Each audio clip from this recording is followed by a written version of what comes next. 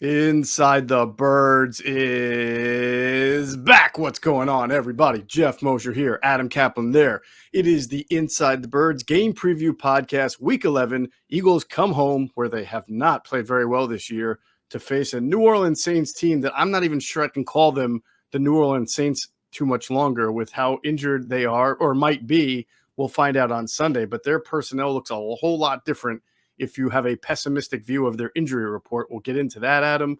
A lot to discuss, a lot of things going on. Eagles have a few, questionable statuses we'll get into as well. So a lot to talk about. This is a big game. It's a really big game. The Eagles haven't won at home. We're gonna talk about that a little bit more with Jason Avant on the pregame show that starts at 10 a.m. on Sunday. But for the life of me, I can't remember. I remember a couple of stretches covering the Eagles where they had some struggles at home, but not one where they almost went a year without winning at home, Adam. That's a long time. Well, the last home win was against those Saints. It was. Where they won 24-21. Well, we'll certainly get into some of the things that happened last year, which were certainly interesting. Right. And a potential return. Miles Sanders should play, but as we speak here Friday morning, nothing's a lock because they have till Saturday at 4 p.m. Eastern to activate him. For the game. Now he's activating that 21-day window, so we'll see. We'll get some intel on him, on Davion Taylor, Dallas Goedert, looking better through Thursday. He was able to get some work, so we'll get into that injury situation. But, yeah, you're right, because the Saints now, this two-game losing streak, they've had all these injuries. They've been able to win through it, and then the tackles get hurt. Kamara's dealing with an injury, a knee injury, which we'll get into in a couple minutes here. Mm-hmm. And, yeah, their immediate future is clouded. They had a couple of tough losses. They had Trevor Simmons, their new quarterback. For now, we'll see if Taysom Hill later on will take the job back, and they use some of these specialty packages, which they would when he wasn't playing. Mm-hmm. So, yeah, they've got to figure some things out. I guess if you look at it, you've got a team that might be ascending in the Eagles. We'll see. They've only won one game in a row here. It's not crazy. And the Saints have lost 2 games in a row. So you're right. It's a very interesting matchup. Absolutely. And we will cover it in this podcast, but also even more comprehensively with Greg Cosell and Jason Avant on Sunday, the pregame show, 10 a.m. till noon on our Facebook page, our YouTube page, and our Twitter account as well. You can find it at Inside Birds. All the pregame shows are available immediately after now. We're doing this. We just started it last week and we'll continue. The pregame show will be available immediately after on the podcast platform. So if you're out there tailgating and you miss it, or you're running errands in the morning or doing something, you'll be able to listen to it before and after, and any point you want to on the podcast platform. Adam, we had a really good Inside the Birds TV this week with former NFL GM Mike Tannenbaum, who knows Howie Roseman very well, who has worked as the GM of the Jets. He was the executive vice president of the Dolphins. He came up through the Bill Parcells tree in general, so he's seen a lot in his career, and he's observed a lot, and he's also made a lot of big decisions. And we kind of talked about the future of the franchise, Jalen Hurts, the draft picks, Howie, what he plans to do. And I thought it was a really interesting conversation with Mike Tannenbaum. Everybody should check that out. Yeah, he's known Roseman and Banner for easily 20 years. In fact, if I have this right, I think Howie, I heard this story years ago. I think he actually sent, he's sending letters to our NFL team. I think Mike recommended, I guess they didn't have a job open, so he recommended how he talked to Joe Banner. I think that Joe could confirm it the next time we talked to him, but I'm almost certain that was the story. Yep. But what I love that is Mike, dealt with the Mark Sanchez situation, and we started getting into on this interview with him, Jalen Hurts and the quarterback situation. When you know what you look for in a quarterback, it's just really interesting because he's a guy that had to make this call with Mark Sanchez. Right. They got back to back-to-back championships, by the way, AFC championships. Mark Sanchez is the former Eagle, by the way, to pretty much end his career. Oh, but I'm sure people remember. Yeah, I know. It's funny. But it's funny. Certain former Eagle quarterbacks also were Jet quarterbacks. Pat Ryan, for those of you in at least your 40s might remember him, coming off the construction site. That's another story for Eagles lore. Yeah. Who knew Rich Kotite, so he came here. But when you look at it with Mike had been through a lot as an executive, and as you said, he made a lot of decisions. And the big one, we didn't have time for Ryan Tannehill. That was an interesting one that Mike went through, and Tannehill's revived his career in a big way, obviously with the Titans. And what you look for that and some of the stories and some of the information, and what a great story he told about Bill Walsh and Bill Parcells. I will not give it away. That was an unbelievable story. I had no idea he was. I'd I've never heard heard this it one. before. Yeah, Isn't that that was great? amazing. Yeah. That was Yeah. amazing. Also, you mentioned Joe Banner. So Mike and Joe Banner are co-owners of a new venture, a media venture called the 33rd Team. You can check them out. There's a website, 33rdteam.com, I believe, and on Yes. Twitter at 33rd Team, where they and a lot of other league personnel, former and some current, I think, they chat weekly. They exchange information. They have, and then they put out some really interesting either commentary or analysis and stuff on their website and on their Twitter account about some of the brainstorming that they do on football and whether it's analytics or strategy or scheme, and it's really fascinating stuff. So I think that's going to be you're going to hear a lot more about the 33rd team Yep. going into the future.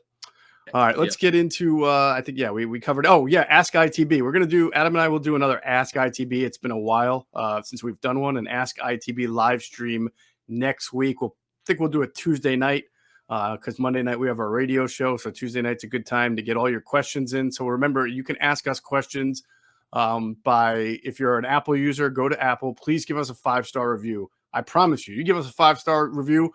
We're not only going to answer your question, but we'll give you probably the most detailed answer you're ever going to get.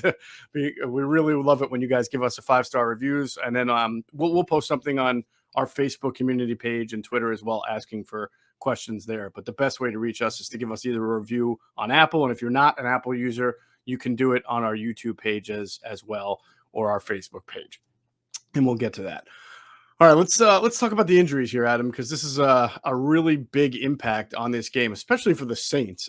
We've got Alvin Kamara, who missed last game with a knee injury, and I believe the reports out of New Orleans is it's an MCL sprain, correct? Like a grade 1 sprain. Yeah. So, well, I'm going to call it a grade 1 sprain. Here's how I know. So, this is from Nick Underhill. He used to cover the Patriots. He has his own website called NewOrleans.football. So there's no .com, and it's weird. Like I put it in there, and it just came up NewOrleans.football, no .com or .net. New Orleans.football. Okay. Yeah, it's pretty cool. So Nick said an MCL sprain. Well, here's how I know it's a grade 1. He was listed on the injury report in week 10 with a knee injury. He did practice though on last Friday, and he played with it. And he got some limited time on Wednesday. Did not practice Thursday. You cannot play with a grade 2 or grade 3. Grade 3 is 2 to 3 months if you're running back. Grade 2 is a half a tear. There's no way in hell you're playing the next week. It's rare, but I've seen it, and Kamara would be another one. In fact, Kamara had an MCL sprain last year to play with it. You can play with an MCL sprain if you're running back and not miss time, but it's not easy, and you're not yourself.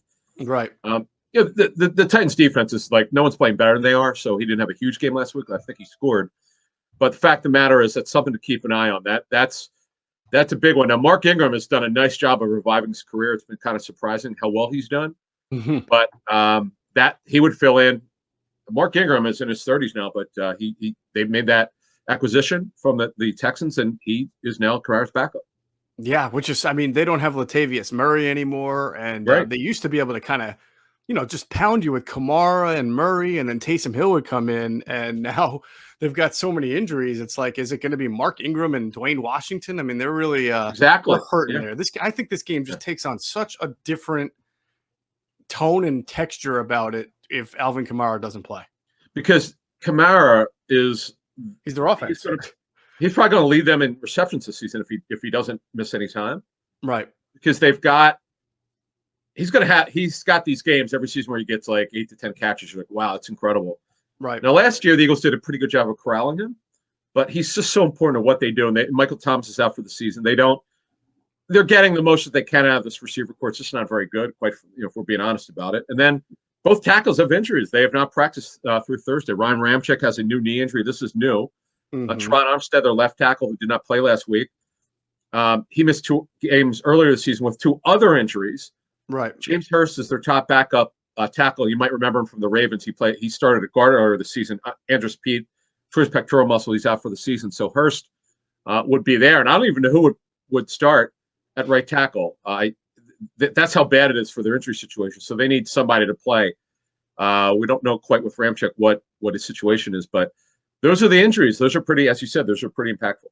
Wait, stop me if I've heard this before, Adam. So you're saying it's possible that the Eagles are about to play a team that doesn't have a starting left tackle, a starting right tackle, and a starting We've heard this guard? before. Yeah. Where have I? It just seems. Oh yeah, last week at Denver, right? They were missing their starting left tackle, right tackle, and right guard, right? Yeah, both exactly right. Yeah, exactly. They were without 3 linemen. Unbelievable.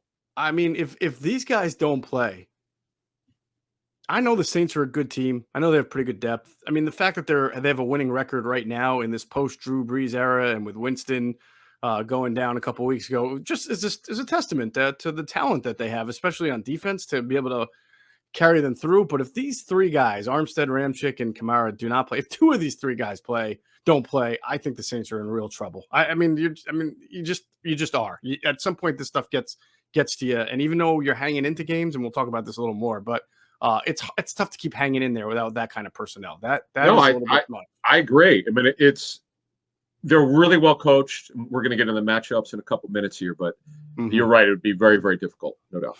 All right, for the Eagles, it's a lot better news. I mean, Miles Sanders, as you mentioned, they haven't made the transaction yet. They don't have to until 4:00 today, Friday, to do it. Saturday. I'm sorry, Saturday, 4:00 Yeah. Saturday, tomorrow, to do it. But it does feel like it's trending in that direction. And you did hear Nick Sirianni say that when Miles Sanders is healthy and ready to go, he's the starter.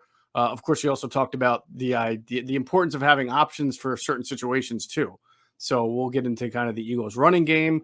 Dallas Goedert progressing through the protocol. I know he was out there on Thursday, which is usually the day that you can first get out on the field. You're not listed as a participant in practice. You're there to just kind of, I guess, take that next step in your concussion recovery and see how it goes. And then they have to actually see Friday morning how he's feeling after that workout and yada, yada. But I suppose just him being out there is some pretty good progress. It is good progress. They actually listed him as limited, so he ran around and got some work in. So it's a positive. Remember, he got hurt in the first quarter of last Sunday's game.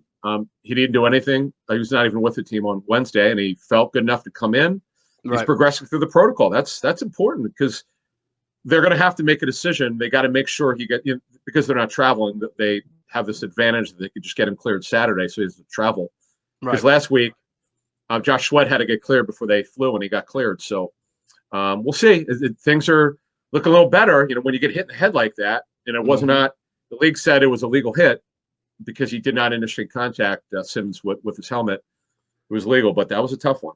I went and rewatched it after that explanation and how they slowed it down, and I can see the NFL side to it. I mean, when you do watch it in very slow motion, he is a runner. He isn't fully down yet. He's got the ball in his hands. He's making football move, and Simmons comes in shoulder first, and the heads do collide.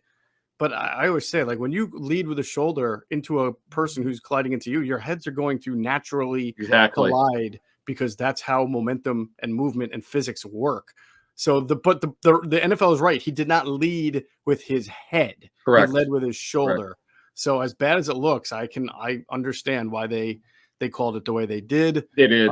Yeah. And of course, Davian Taylor was wearing a brace on his knee, so we'll see what happens there. He played well last game. So if he can't go for whatever reason, or if he has any setbacks, that would obviously be tough for the Eagles. Yeah, a couple things. He did get some working on. They listed him as limited on Thursday. Singleton would start if he can't go. He is definitely improved. I remember you and I were going to training camp, probably the first or second week before he got hurt. We're like, wow, you could just see it. We know that he's fast and all that, but we had heard his understanding of what he's being asked to do had really grown. He was out for what did he have? A calf injury? Was it calf strain? The first thing was, I think, a hip. Or a quad. It was a quad, and then 2 days later, he comes back and suffers a calf injury that wound up being much worse and put him out for a lot longer. And then, if you remember, after he came back, he re-injured the quad either in the preseason or maybe week 1, and was out again for a little while. Yeah. So look, they have bodies, but obviously Singleton. The good thing is Singleton's a former starter. He doesn't have Taylor's athleticism or range, but he could certainly fill in. And those would be, as we speak, the only guys that they're concerned about right now. Right. All right, we know everyone's gearing up for the football action this weekend, both Saturday and Sunday, and people want to get an advantage over their sports book, and you can do it by just downloading BetQL, the only app you'll need to make smart bets. They've got a best bet computer model that scans over 350,000 unique bets a year to give you a best bet recommendation for every game across all major sports and the reason why you should place the bet. Their model covers everything from spreads to over-unders and player prop bets, and if you don't want to use their model, if you're just the type of person who likes to do your own research, they've got all the tools for your research needs, including sharp data, line movement, team summaries, lineup and injury breaking news. They even have a leaderboards to track your success. So just go to the App Store or Google Play Store now to download BetQL. You can also go to the website try.betql.co/ITB and just enter the discount code ITB at payment checkout for 25% off their subscription offerings. They've got this sportsbook offers page if you live in one of the eligible states where you can claim free offers upon signing up at one of the many sportsbooks listed. So don't miss out on your chance to beat your sportsbook this fall football season using BetQL. All right, let's get into it. We will break down this game like we always do. Let's start Eagles offense versus Saints defense. Obviously, Jalen Hurts is coming off a fantastic first half of football last year. What I find interesting, Adam, is how a win and a loss changes perception of everything. The Eagles lost the Chargers game, and a big focus on that was that Jalen Hurts did not have a very good first half. Remember, he missed Devontae Smith. He missed Dallas Goedert. So we talked about how they kind of decided to take the ball out of his hands and run more. Yeah. They kept it close but didn't win. So he played a much better second half in that game. Remember, he hit Devontae on the crossing route, right? For the touchdown. So here's the Denver game, and really he played a great first half. Take nothing away from him. Did not really have to throw the ball he was only asked to throw the ball 3 times in the second half, but there was an interception, there was an almost interception, and just not what you saw in the first half. But yet, because they won that game, that's seen as like the Jalen Hurts breakout game. But to me, it's just the Chargers game, he played a great second half. The Broncos game, he played a great first half. Yeah, I'm not going to be too critical of the second half because they were not going to ask him to do anything. They do what smart teams do. When you get a big lead like that, you would run the ball if you were just in a normal situation. But this team, because it's their foundation now. Sure. Yeah, it's what they did. They did the smart thing. I'm not ripping. I'm just saying it's yeah. I don't really have a problem with it. The noise around, or I guess the outside perception of both performances are changed because the team won or lost. When he was actually he made progress in the Chargers game, and he made progress in the Broncos game. Big progress in the first half of the Broncos game. Yeah. But you remember that Chargers game, the touchdown he threw to Devontae Smith, which was on a deep cross, was an example of where we talked about him staying in the pocket, keeping it. That was a progression replay, and he got it to his man. And at the end of the game, it was like not as I guess talked about because of the loss, because of the defense, as the same progressions that he made against Denver. But it is good to see in back-to-back weeks the development there.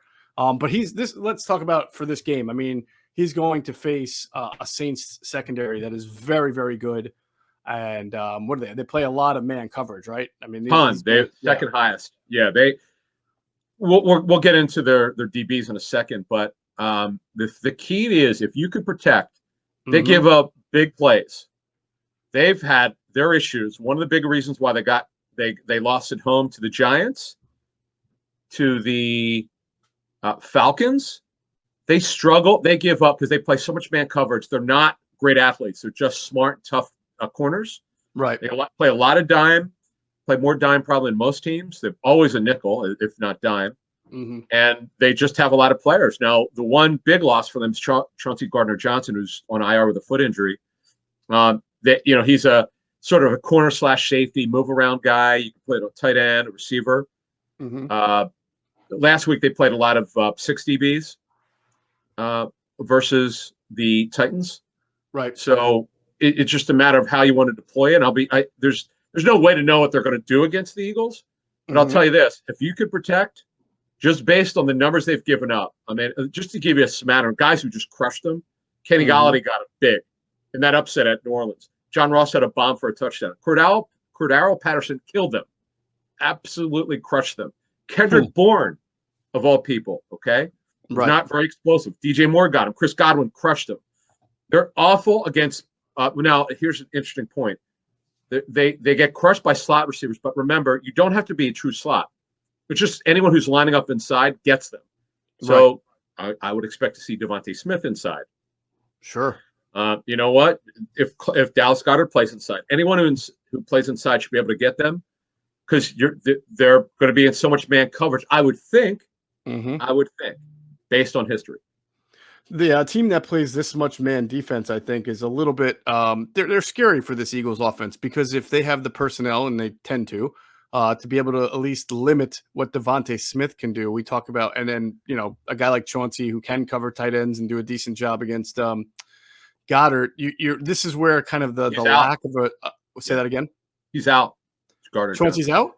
Yeah, he's on IR. Yeah, of course, that's right. You said that. My fault. Yeah, no either way, the point is the lack of a number 2 wide receiver target, whether it's Quez or Jalen Reagor or Greg Ward or anybody you want to throw in there. J-Jaw kind of concerns me because these are the type of if it's one thing if you're playing a zone heavy team, right? Because you can scheme guys open in zone with certain routes, but if you're asking guys to just get open against a really good secondary, you need people to get open, and we haven't really seen that consistently. Well, yeah, but I would say that Reagor does get open sometimes. He just doesn't get the ball, and I don't know why. I mean, it's not like he's covered all the time and they're just not going to throw it to him. It's just he's very comfortable with Goddard and Smith.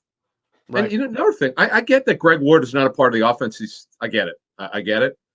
But he does catch whenever you throw it to him, he catches it. He does get open, but they don't use him really on offense anymore, which I get. This staff, look, you learn things about the staff. They clearly don't think the guy could help them. It's a shame.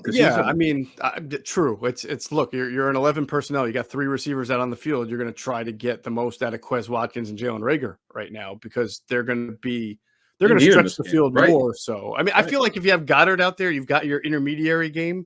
So, but you're right. I mean, there's been a role in the past for Greg Ward. This is the reality. We talk about this in the offseason. Greg Ward's always the guy that you're happy to have, but you're always looking to upgrade over. That's true. So it's just the reality of the situation. Here's the thing, right? Reagor is 50 snaps out of 50 of 64 in offense. 78% of the snaps, right? He has the one nice catch for 12 yards. Doesn't get the ball again. Right. Now, I'm not saying the guy's perfect. I know he's got to improve a route running. There's some things he needs to clean up. But the guy does get open from time to time. And I understand the quarterback seems to be more comfortable with Smith and Goddard. Okay, but you need, as you just said, you're absolutely right. They need a third and fourth pass target. And Watkins, obviously, is the third pass target. Yeah. Now, he had an awful drop last week. Probably one of, I'm not going to say it's Hurts' best throw of his career, short career here, but it was one of the top 3. It was an unbelievable throw. I mean, you couldn't. Got to catch that. It was like you and I in the backyard playing Nerf, right? You couldn't throw it any better. And I'd just be like high stepping. I mean, I'd be like, thank you for that pass. I mean, come on, man. You can't drop that pass. You cannot. All right. So let's talk about. What's that? I miss Nerf football. Remember Nerf for you out there, you guys out there? If you're old enough, remember Nerf football, the soft football. For those of you who are not old enough, might not remember, but if you have kids, I'm sure you remember. Anyway. All right, I want to talk a little bit about the rush defense because I saw a stat from one of your former colleagues. I believe you worked with Seth Walder when you were at ESPN. Was he there yet? Yeah, he's good. Does a good job. A stats guy. Yeah, he used to cover the Jets. Now he's doing stats. Yeah. So the Saints this year are allowing 2.85 yards per designed carry this year, which is the lowest by any team dating back to 2006. That is 15 years ago. So this is they're number 1 in win rate, and Cam Jordan, defensive, I guess he's a defensive end, but in their kind of multiple style defense, he plays kind of an interior type of alignment. He is number 1 in the NFL in run stopping win rate. So you're talking about this is what I'm kind of looking forward to this.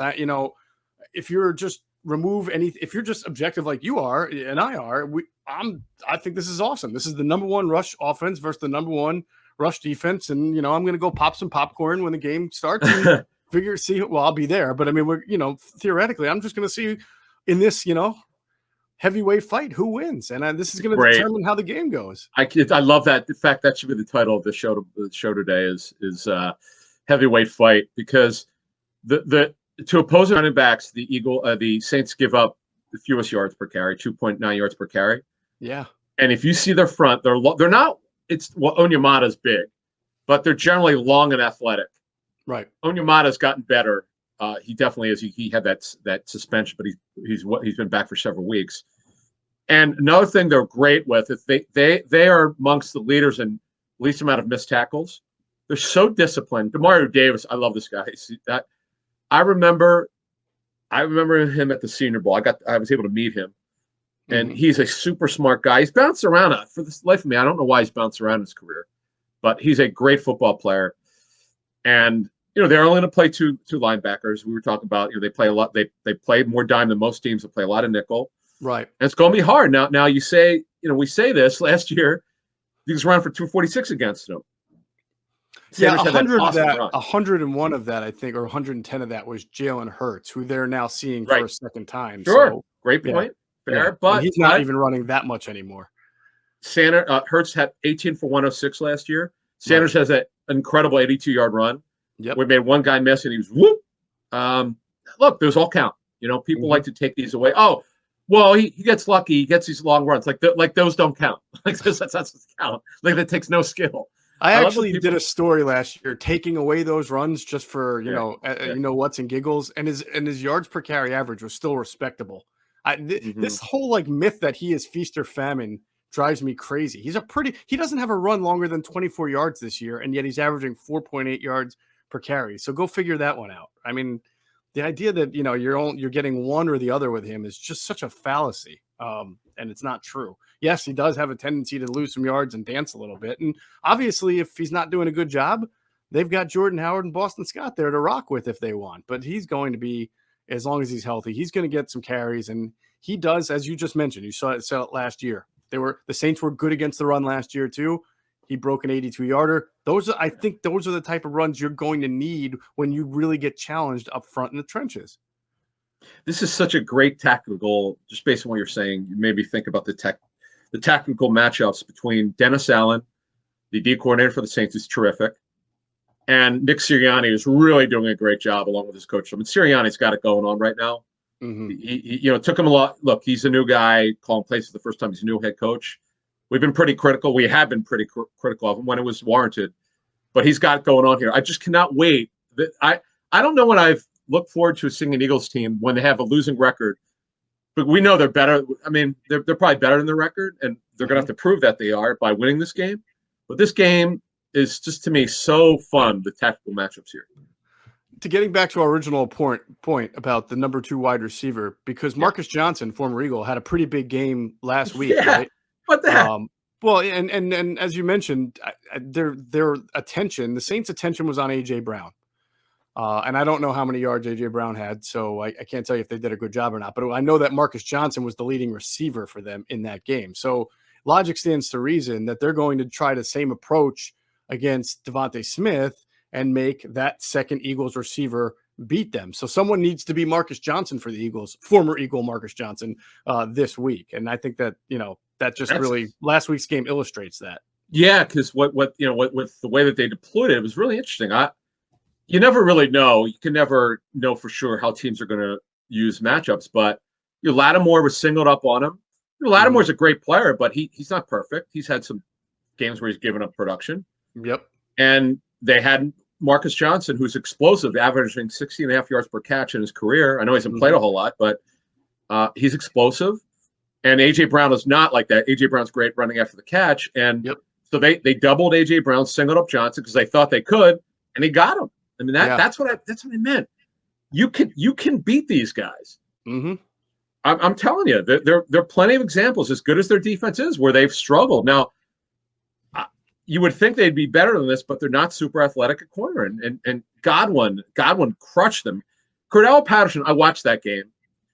I remember having the Saints defense for fantasy. I was so disgusted. I was like, could you cover these guys? They're running scot-free. Cordell Patterson, at 30 years old, was having a breakout season, crushed them. That's funny. Well, Patterson's had kind of a sneaky good year this year, but I'm 7 touchdowns. I'm going to imagine that the same thing happened. Okay, so A.J. Brown caught one pass for 16 yards. So they accomplished their job of taking A.J. Brown out of the game and making somebody else beat you. Unfortunately, they got beat by Marcus Johnson 5 for 100, but they still only gave up 23 points, which, in the NFL, it's not terrible. You mentioned Cordarrelle Patterson, right? I'm trying to think. They probably put their attention on Pitts, who had 3 catches in that game, 3 for 62. Sure, Patterson had 6 for 126. I'm guessing most of that was in the flats and screens, perhaps like that. But Russell Gage, 7 for 64. Yeah. So I'm guessing their whole philosophy is take the main guy. I mean, this is not new. It's take the main guy out and try to make the secondary guy beat me. And we'll maybe see. So, but listen, you can do that. You can't cover everybody, and they've had holes in their defense all year. They've had some games where they've been dominant. We know they're great against the run, but you could spend all the talent they have in the secondary. They're definitely Marcus Williams, PJ Williams, the corners that we mentioned, but they won't have Chauncey Gardner-Johnson, who's very good in their dime defense. But fact of the matter is, you can get these guys because they have the tape to show it. I mean, when the Giants come in, Tony did well in that game where Galladay went off. John Ross had a touchdown. I mean, come on. You get these guys. Godwin had 8 catches, 140 yards on 12 targets. Mike Evans, 2 catches for 48 yards in that game. Lattimore owns him. Lattimore owns him. Yes, but that's my point, is that they obviously look to take out one guy and figure if they can take out your bigger name, then they'll win. And they won that game. They beat Tampa Bay 36-27. So I got to think Devontae Smith's a guy that they've got. Dennis Allen, their defensive coordinator, who's very good, has Devontae in his crosshairs, probably a little bit of, maybe some linebacker dropping to take away Dallas Goedert short, and they'll live with that, and they'll try to win, by making somebody else beat them. I just want to add this. Go ahead. I just want to add this. I have a hard time believing that Eagles will win this game if they don't run the ball well. I'm not saying it has to be 250 yards. I just cannot see them running for less than like 130 yards and then winning this game. It's going to be hard because the formula has been set for them running for 190.25 yards over the last 4 games, which is best in the National Football League. Right. Limit dropbacks. You're giving Hurts a run game behind him. He's been part of it. He's been efficient as hell. He's seeing the field better. You're not asking him to overdo it. It's working. This is a formula that's working. If you're the Saints and Dennis Allen, you want them throwing a lot. Because you have the best run defense. But one little nugget here, folks. Look at the running backs they've played. Other than Barkley, who got hurt in that game, he was doing well before he got hurt. The Giants won that game. They haven't faced many good running backs. That's the secret thing that people have not pointed out, is they haven't faced many good running backs this season. Fair enough. I know. Leonard Fournette didn't do that all that well, but he's not. I wouldn't put him in the great. Well, he's having a good year. Back. He's having a good year, but I still wouldn't put him in the great range. So not even close to what he once was. Yep. Yeah, you're right. They didn't have to face Derrick Henry there as well. All right, let us say that again. That's huge. Can you imagine? That's pretty big. Yeah, because they're running Adrian Peterson and a bunch of guys out there. Yep. Deontay Foreman has he looked good. How about that? He did, but he ain't Henry. That's right. All right, let's get into the defense first. Football fans, who is ready to score some free bets? Now you can when you bet on any NFL game this week with DraftKings Sportsbook, an official sports betting partner of the NFL. New customers who bet just $1 on any NFL team to score can win $100 in free bets. That's right. When a team scores, you score. So DraftKings Sportsbook customers can also get skin in the game with new same-game parlays. You just combine multiple bets from the same game for a bigger payout, because the more legs you add, the more money you can win. So DraftKings is safe, secure, and reliable. And best of all, you can deposit and withdraw your cash whenever you want. So download the DraftKings Sportsbook app now. Use the promo code ITB. Bet $1 on either team to score, and you win $100 in free bets. The team scores, you score with promo code ITB this week at DraftKings Sportsbook, an official sports betting partner of the NFL.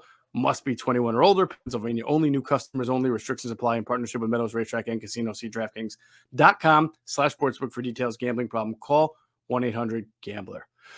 All right, Eagles defense against this New Orleans Saints offense. And, again, what kind of offense will it be if you don't know if 3 offensive linemen and the starting running back, Alvin Kamara, are not going to be in the game? It's almost like it's a favor if that's the case. But they still have to Adam, get some pressure, just like they did last week, on Trevor Siemian. And, he's not a great athlete, and he's not a guy who has a great arm. But you look at the stats since he's taken over, he's a caretaker of the football. No interceptions, 1 fumble. And he put the team in position last week against the Titans to win the game. They were down by 8 with about a minute and a half or something left, and he threw the touchdown pass to enable them to tie the game. And then his 2-point conversion pass to Mark Ingram on a nice little wheel was just a little get right off Ingram's hands between two defenders, and that was it. But he gave him a chance. Yeah, he's efficient. He's got good size. He's got average arm strength, but Sean Payton was talking earlier this week at how he's graded out pretty well, and that's fine. But by the way, Taysom Hill has a foot injury. This is important because he gives him, especially if Kamara doesn't play, he gives him a lot of juice. But Kamara with this grade 1 MCL sprain, he's been playing with it. Now he worked Wednesday limited, didn't work Thursday. I would be very surprised if he doesn't play because he's already played with it. Right. It's not easy. Offensive lineman could play with it, not miss any time. It's very rare for a running back to suffer it 1 week and play the next week. Now you could miss 1 to 3 weeks with it, so he's tough doing it. So if he doesn't work, it's Ingram and that the immortal Alex Arma, who's I remember him as a fullback with the Panthers. He's a fullback, but he scored a touchdown earlier this season. But you're right. It tilts the coverage. It tilts everything. It tilts everything they do. And then if Hill plays with this foot injury, we'll find out more later today. But if Hill does play with it, he's a guy who did start against him last year. You never know. He's a Wildcat quarterback. He does everything, it seems, within the 10-yard line. Like as a quarterback, where you might line him up offset as a fullback. Right. And do a shovel pass to him, whatever it is, he's definitely a weapon. Yeah, and you know what? He can hurt the Eagles specifically because he's such a powerful downhill runner. I mean, we talk about him being a running quarterback and the athleticism, but he's not. He seems like he's a very explosive between tackles type runner for a guy who can also play quarterback, and especially if you don't have Alvin Kamara, and even if you do, you just want to be able to get that. You saw last week the Eagles, even when they play good defense, they're still vulnerable to the run. You saw last week. I mean, Melvin Gordon and Javonte Williams, if one doesn't fumble and the other doesn't get a touchdown wiped away, their numbers are pretty good. Their numbers were good anyway. Their yards per carry average was high. 5.3. 5.3. And I think, if Kamara plays and Taysom Hill plays, they're like battering rams for this Eagles defense to give the Saints some short yardage down in distances. But if they don't, I don't know. I don't really know what they do. I mean, what can they do to hurt the Eagles? The only other thing you can try to do is pepper the middle of the field and maybe get a guy like who's their pass catching, the former Packer who plays running back and wide receiver, Ty Montgomery, right? Yeah, and he's also has a minor injury. Oh my God, what is up with this team? Yeah. Jeez. He's basically going to be used on third down. He's their outlet guy. Yep. I remember him. It's funny. I think he's still wearing that receiver's number. Now he can because of the rule changes on jerseys. But he hasn't been a major factor. I thought he was going to be much better for the Saints with Sean Payton than he has been. But they could use him as that. So here's the way they'll line it up. Traquan Smith, who crushed the Eagles in his rookie season, right? Mm-hmm. I still see Sidney Jones grabbing his hamstring. That was 2018, right? Was it 2018? It was. Yeah. Marquez Callaway's been a great story. They gave him $100,000, I think, as an undrafted free agent. And then Deontay Harris, I know that he was blowing up training camp last year, coming out of whatever abbreviated training camp they had in 2020. He's their punt kickoff returner. He's a little guy, like 5'8". Right. He has got some juice, some really good short area quickness, and you'll move him around. He's a guy. You were talking about it. What would they do without Kamara? He'll get more touches. He's really come on here. He's a little guy. Don't ignore him. Oh, he's a good football player. Listen, there's something Quentin Michael and Jason Avant talked about that I think is really important to bring up. As good as the Eagles defense played last week, the one thing that they felt stood out, especially on tape, was that because the Eagles did play more tighter coverage on the outside with their cornerbacks, they felt that there was a lot of meat left on the bone from Teddy Bridgewater to whoever was lined up across from Steve Nelson, because they said Nelson struggled.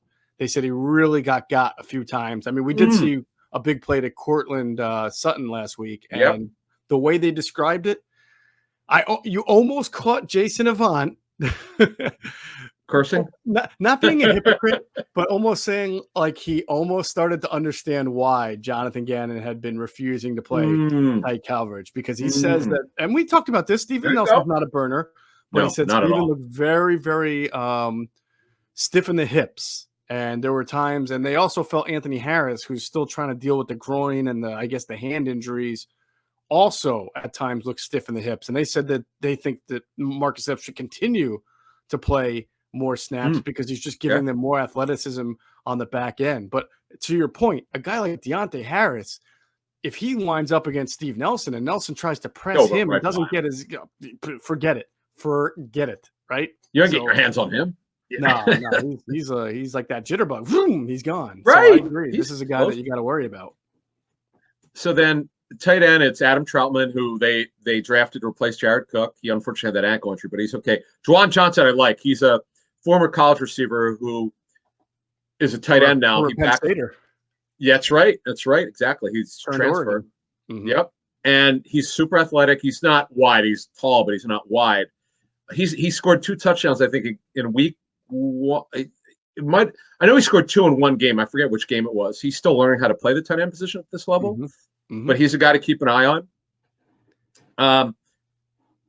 Last year, if you recall the matchup when the Eagles won, this was a game for their D-line. Sweat had 2 sacks. Hargrave had 2 sacks. In fact, if you recall, Hargrave was not great in the first half because he was coming back from that pectoral injury, was it? Yes. Well, though, by this point in the season, he was starting to play a lot better. Yeah. Yes. Well, that's what I was bringing up. So he had 2 sacks in this game. He was great. I was told. Right. He did dominate the game. I remember. Phenomenal. Yeah. Phenomenal. So listen, Nate. Andrews Pete's out for the season. He's got this Throckmorton kid. What a name. Calvin Throckmorton. What a name. It's like a superhero name. He's playing guard. There's some matchups here. As you were saying earlier, the Eagles, I can't imagine Armstead's going to play. I can't imagine because he hasn't done anything in 2 weeks. Right. But if Jonathan Hurst is not a great athlete, that would be an advantage. And we didn't really talk about this much on our film pod, but they absolutely were able to beat the tackles. It's just they didn't get it. They didn't get the stats you would like, but they got pressures. There's no question they got pressures on Bridgewater. No question. And they're going to have to come up big again for the Eagles to win this game. They're going to have to control the trenches. So that's pretty much the defensive summary. And again, watch that secondary, watch Steven Nelson and Anthony Harris, because when Q and A say something sometimes it's hard to see the things that aren't going right when the team wins. So that's something to keep an eye on. I'm going to look for it, man. I'm sure Sean Payton saw it because that guy sees everything. I'm going to look for it. Right. For sure. Right.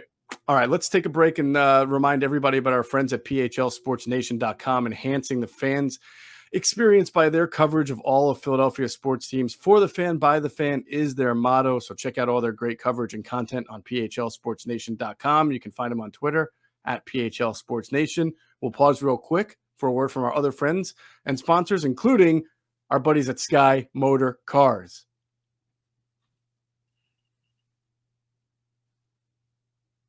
And if you stop into Sky Motor Cars out there in Westchester, PA, make sure you tell them Adam and Geoff sent you. You will get the best deal that you can get. No doubt about it. All right, it is our prediction time. Give me your flow of the game, how you see this game. Don't just give me a score. Like how do you think this game's going to go, and what's the score going to be? Back, knockdown, drag-out fight, back and forth. Now, obviously, turnovers could change the game. One team could blow out the other if there are a ton of turnovers. But if they're not, this game will be one on the ground. Obviously, the Eagles have a much better run game if Kamara doesn't play. Even if he plays, he only gets like 12 or 13 carries a game. Ingram certainly will be a factor whether he plays or not. But it'll be 2-man backfield with Kamara leading the way. I just think it's a relatively low-scoring game. I know I say that most weeks, unless there are a lot of turnovers. I think it's in the high teens, low 20s. Again, with my trust in this coaching staff, it's getting better. I'm not totally there, particularly with Gannon. Right. I'm pretty close of trusting the head coach who calls the plays because he understands what he has and doesn't have. Right. But it's hard for me to imagine. You set this up very well earlier in the middle of the show, where they really need that third passing option. Even if Goddard plays, and I get that Quez has been that more or less most weeks, but they really, because the Saints are so deep at corner, Bradley Roby's really good. You'll see him blitz. They've done that a lot with him. In fact, he's been a good blitzer throughout his career, whether it was Denver, Houston, or here. They're Right. still super deep. It's going to be hard. It's going to be hard for them to score. But if their run game's going well, you can work off that, and they're going to find openings because no matter how deep they are, they seem to give up plays. So I've got it 23-20, the Eagles. Eagles win 23-20. You've called a lot of close games this year, no doubt about it. No matter who you've picked, it's always seemingly been close. Last week we were all wrong. 0 for 5. Well, I'll tell you, last week comes to mind, all right? Because as I look at DraftKings, they're telling me that the Eagles are 2-point favorites. Just the second time this year that the Eagles are favored in a game, by the way. They are 2-point home favorites. And you remember how we were saying that why are the Eagles only 2-point road favorites against a Broncos team that just coming off that huge win? And shouldn't the Broncos, 2-point dog. I'm sorry, 2-point dogs, right, against the Broncos team. We thought the Broncos should have been heavily favored, and lo and behold, the Eagles went and kicked the crap out of them. They were right. They were right about Vegas is right. I don't know. Yeah, so that scares me about this. The Eagles are only 2-point favorites coming off a big win at home against a Saints team that's got all these injuries, has lost 2 in a row, doesn't have its starting quarterback. You would think that the Eagles would at least be 3.5. So the 2 kind of scares me, and it makes me want to think that the reverse is about to happen, that New Orleans is going to come in here and kick the Eagles' tails like the Eagles just did to Denver. But then I thought I'm overthinking it. I really do think. I almost want to give you 2 different predictions based on what might happen with the injuries, but I think the Eagles are going to win. And if some of these guys are hurt and not going to play, I think the Eagles are going to win like something like 31-17. Maybe that's a little ambitious. Yeah, I know it's a good defense, but I just tend to think that because the Saints might really struggle offensively, that the Eagles are going to get a lot of possessions. It's not going to be like a 31, like where it's like bang, bang, bang, bang, score. Then a touchdown here, then a field goal, then maybe another touchdown, then maybe they get a turnover, short yardage touchdown, then a field goal. I just like last week's game was actually pretty close until late it became the turnover. One-sided, right? I think that's the flow I'm feeling for this game, where it'll look close and then the Eagles will pull away in the end. Now, I reserve the right to change my mind by the time we do our pregame show. If I find out that Kamara and Ramchick, if you did it, I can do it. If Kamara, Ramchick, and or Armstead all wind up playing in this game, and then I might have to change it. But I'm going to probably stick either way with an Eagles win. We'll have additional analytic information we've got on this matchup. We've got a lot of good stuff we just didn't have time to get to, but we'll get to for the game, for our pregame show. Do not miss it. Cannot wait. This is going to be a great matchup. It's kind of weird. You got an Eagles team with a 4-6 record, but we know watching them closely, they're playing a lot better right now. Yeah. But these are the kind of games, folks, you got to win. If you want to, I understand because the last 2 playoff spots are most likely going to have particularly last spot, number 7 spot, will have a losing record. That's not the point. The point is you want to be a good football team. You want to be taken seriously. You got to win games like this. And the fact that they have not won in almost a year at home is embarrassing. This just can't happen. I'm a big fan of the law of averages as well. And something says the Eagles got to win a game at home once in a while. So both of us pick the Eagles to win this game. We will see. We'll have it, as you just mentioned, much more comprehensively covered on Sunday with our pregame show that'll start at 10 a.m. Myself, Adam, Greg Cosell, and Jason Avant. Please tune in. That's going to do it for this episode of Inside the Birds, the leading podcast in Eagles Intel. We thank our producer, as always, Hunter Brody. Check out his work on YouTube. His channel is called Sports Talk with Broads. His Twitter account is Broads81, and you can find his work on broadsmedia.com. And as always, we thank you for flying with us inside the bird.